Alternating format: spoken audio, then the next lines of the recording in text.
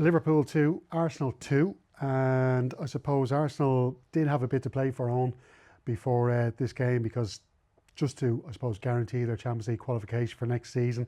Liverpool were certainly motivated as well, I think, after last week's performance against Chelsea, and also just wanting to beat their title rivals to, I suppose, for maybe a better ending to their champion or their title-winning season. What did you make of the game yourself? How did you assess it? I think obviously first half, Saka missed a huge chance in the first few minutes from a wide free kick. He should have really done better with it. The bounce of the ball kind of put him off a little bit, I think, and he didn't get a clean connection on it. And from there, that kind of gave Liverpool a bit of a fright, I think, and they really got into the game. Anytime they were defending, they were so sharp in the transition, and then the goals come. 2 goals in 2 minutes, and to me at that time it looked like it was game over. And they seen out that first half so well. Anytime Arsenal came back, they soaked up the pressure so well. Constantly look a threat in the transition and the counter attack. Then obviously the second half starts and it's a completely different team that Arsenal seemed to put out. They came out completely different animals, energy levels, sky high, tempo, energy, everything about them. And straight away Martinelli started up front, Trossard out on the left, Conor Bradley just a little bit off. Trossard allows that cross to come in, takes his opportunity. Trossard early cross in. Defending's not great. He should latch on to Martinelli in the middle of the box there, but it's a good finish from him to get them back into the game at 2-1 just after half time. And then obviously, like, listen, Odegaard wasn't great for most parts of the game, but when he was good, he was very good with his end product. Takes an unbelievable shot from about 25 yards out. Alisson actually gets a good hand to it, crashes off the post. Mourinho gambles and taps it in for the equaliser. Ends up getting sent off then with about 10 minutes to go. Trying to make up for a mistake he made that they nearly conceded a goal from themselves, and Arsenal see out the game with 10 men, and for the last 10 minutes of the game was all Liverpool trying to get that win. Listen, you don't fully understand that as well, in the sense of Arsenal down to 10, happy to come to Anfield, get a point. But listen, it was a really, really entertaining game, considering that, listen, for Liverpool didn't really have to do anything. They're just turning up for the sake of the fans, I suppose you could say. But for Arsenal, I think we're all kind of more or less convinced that they will finish in the Champions League spots regardless of how they kind of done today, but just need to make sure that that'll come as a valuable point. I'm sure they'll see it like that. They've shipped a lot of criticism over the last number of days. Mikel Arteta's comments in the wake of that Paris Saint-Germain defeat, some of the stuff that he said, some people accusing him of being borderline delusional by saying that he felt Arsenal were the better team over 2 legs against Paris Saint-Germain. Also making the comments about the points tally in the Premier League, and some people thought that was almost trying to diminish Liverpool's achievement this season. Considering what happened on Wednesday night, the manner of their defeat to Paris Saint-Germain, to go 2-0 down today and to come back, draw 2-0, and I think the character shown by the likes of Martinelli and Odegaard especially, because he didn't have a good first half, do you think that maybe shows that this Arsenal team are going to come back fighting next season? I think I've no doubt that they'll come back fighting. They definitely have a base of a good team there, but they're just missing one or two that can just take them on to the next stage. Not having that out and out finisher, goal scorer up front, someone that can give you a return of like a Haaland or a Salah, that's what you're up against now. You know, they need to get one of them into the building if they want to be the ones that are going to be lifting titles at the end of the season. There's a bit of criticism around Arteta not going out into the January transfer market and doing that. He didn't put his faith in Havertz. He gets injured early February. I don't think any of us are convinced that he would have been the man anyway to hit 20 plus goals a season. He doesn't even play him as a number 9. A lot of the times he plays in a deeper role. And then obviously Saka coming out for that period of time as well didn't help matters. But no, they have got a good base there. 1 or 2 additions, keeping these important players fit, like what Liverpool have done throughout all of this season, will be vital for them if they're going to go on and bring on to that next stage. It does seem like Declan Rice is an interest. When he didn't play today, he was left out of the squad, obviously just be rested. So he, I suppose, at West Ham, at Chelsea, when he was there as a youth, would have been a very defensive midfielder. Even at times he's played at centre-back. It seems that Mikel Arteta wants to use him as a more attacking midfielder. That's what Rice himself wants to do. Some people would have question marks over Rice and his ability to play as an attacking midfielder, that maybe he doesn't have the technical ability to play in that kind of attacking way. I suppose to compare him to a contemporary like Jude Bellingham, say, for instance, or even like saying, if you look in the past, Steven Gerrard for Liverpool. The talk is they're going to sign Zubimendi from Real Sociedad, so you'd imagine he will be the deep-lying defensive midfielder that they will have starting next season, and that you would think will allow Rice to play in the more attacking position. What do you think of him as an attacking midfielder? Is that the right role for him, or do you think Arteta's doing the right thing? It's mad looking at the evolution of him over the course of the last 18 months or so, because obviously when they signed him, 100 million quid, he's going to be a number 4. He's going to sit in front of that back 4 and just break things up and keep things simple like we all expected, like what he was doing at West Ham. But then out of nowhere, you kind of see him galloping up the pitch a little bit more and then starting higher up the pitch in them higher midfield positions. And he does get good rewards from it, like, you know. Early on in PSG should score a header in the opening moments of the match. Then first 10 minutes of the game, they had some huge opportunities, and you're kind of looking at the game and they haven't scored with them opportunities that came the way. You're kind of thinking, oh no, this might come back to bite you, and it did, and that's what happens. But no, I've no complaints with him. I think he will be productive and have a good outcome playing in that higher position as a more attacking midfielder. He always seems to pop up in that kind of like left channel area, always in the box. He's very good in the air. He's a decent finisher, and then when he needs to, he's got that physical presence and that whereabouts to kind of come back and help his side out. So no, I think he would be a good addition if they bring in this new kind of sitting midfielder to help out Partey in there. He could be that attacking player that could really help them. But for me, that's not their biggest issue. I think they need more than one number 9. They need a couple of number 9s. I know Jesus has been out injured as well. He's a good like squad player. He can do a thing or two when he comes into the fold. But they need these goal scorers back in the building. They could probably do with someone out on that left side as well to kind of give a return similar to what Saka does on that right side, just to help out in that attacking sense. Defensively, they're solid. I think it's the best defensive record in the league. So you've no issues with what they have there. But the funny thing is, they do score goals. Okay, they do score now, but they've got a lot fewer goals than Liverpool this season. And people say, well, they do score goals, but granted, they do score goals, but it is, and you're right. I think it's when it comes to the big games like Paris Saint-Germain. You know, when you're in a title running against the likes of Liverpool, you need a proper goal scorer, don't you? And like I'm thinking about in that Paris Saint-Germain game, the amount of times the ball came into the box or it's flashed across the face of goal, and there's no centre forward there to meet it. Yeah, it's just there's an over reliance on Saka. Yeah. And like even in how well they done against Real Madrid, and I know Declan Rice was great in the first leg, Saka in the second leg, it was all Saka. At times they kept him up there and he's playing like a target man and doing really well. But that's not what you want from Saka either, you know. He's a winger. He's not an out and out like centre forward. I think they need, even if they got a bit of help, no, they definitely need a centre forward. Even if they got a bit of help on that other side as well, maybe someone just to kind of push Martinelli onto the next level even, that'll really help them. But yeah, like there's even today there was a ball chipped in from Saka to the back post to Martinelli. He heads it back across the 6-yard box and there's nobody there. That's a tap in for someone like Isaac. You know, if they had someone like him in the building, he's just there to tap it in, and that's just something that they're missing, I think. Hope there's no Newcastle United fans watching. Liverpool.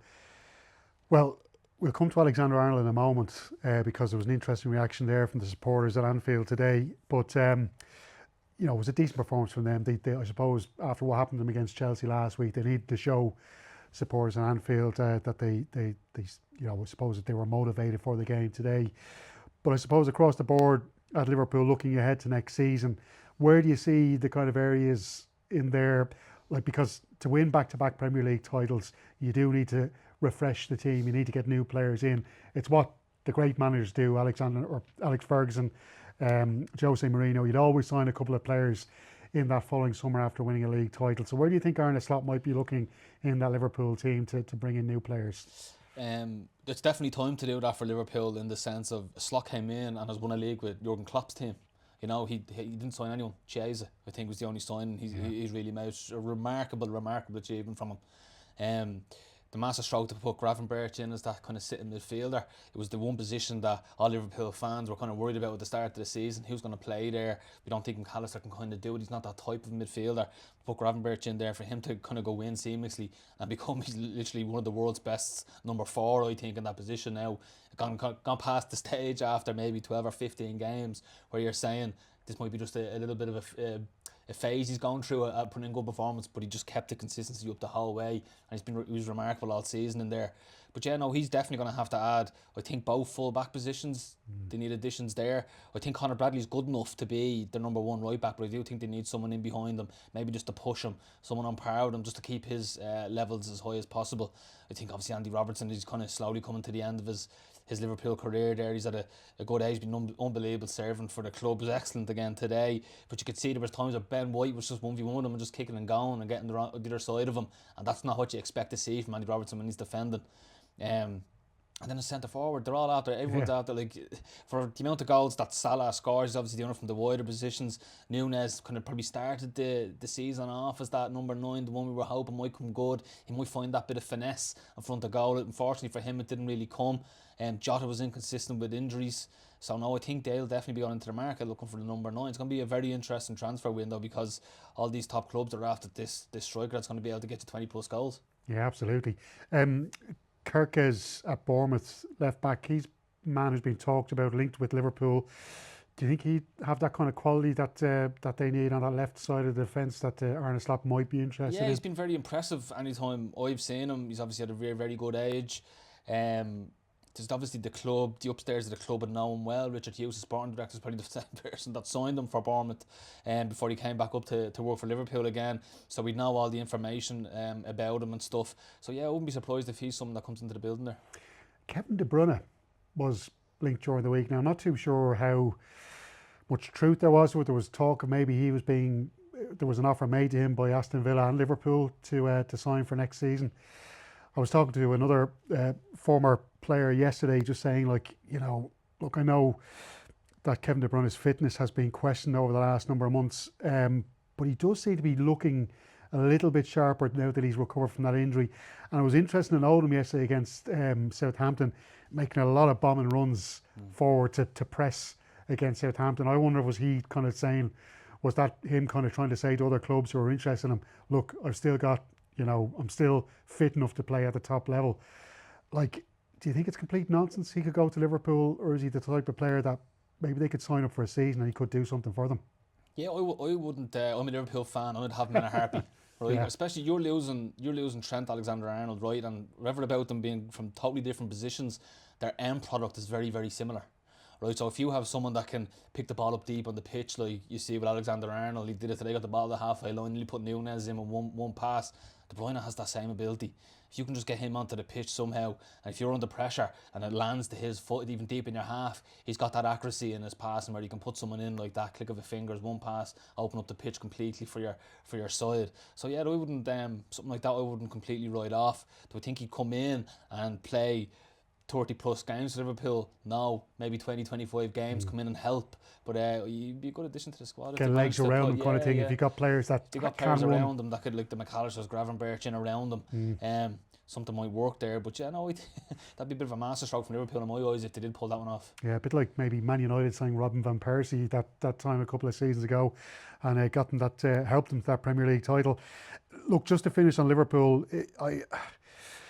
it really was. It kind of took me aback a little bit, I think, hearing those boos for Trent Alexander-Arnold. Now, I kind of maybe was half expecting them, listening to some of the discourse around him over the past week. Of course, that move to Real Madrid has been confirmed.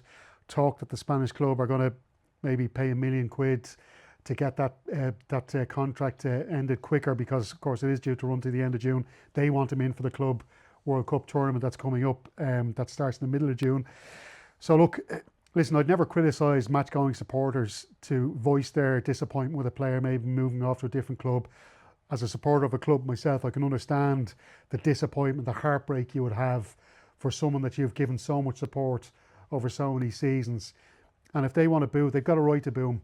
Then I can kind of see the other argument as well, where, you know, people would say, well, look, he's given your club so much service, he's helped you win so many trophies. But I suppose at the end of the day, he's going to a European rival. Liverpool are going to play Real Madrid over the next number of seasons. They played them a lot over the last few seasons. It's guaranteed they're going to end up playing against Alexander-Arnold. So what did you feel when you heard those boos for Alexander-Arnold today? It's obviously very, very tough for him. You know, he's a local lad. He's given his whole life so far to the club. He's been there since day one. And he's achieved so much. Like, no one will ever take away what he's done for that football club and what he's done for himself on behalf of the football club, even as such. Premier League titles, FA Cups, Champions League, he's literally won it all with them. Incredible achievements from him. And he's one of the best right backs in world football. Certainly in possession he is. I know we always kind of criticise him over his defensive capabilities, but going forward, his end products I kind of touched on there a second ago. like there's not much else like him in world football, and you can understand why Real Madrid have kind of maybe pushed the boat out wages wise, only came in on a free transfer to kind of get it over the line and get him over there. How I kind of look at this, and I'm probably the wrong man to talk about this. Like, I'm a Liverpool fan, but I played for 12 clubs myself, so like moving clubs wasn't something that was very unnatural for me.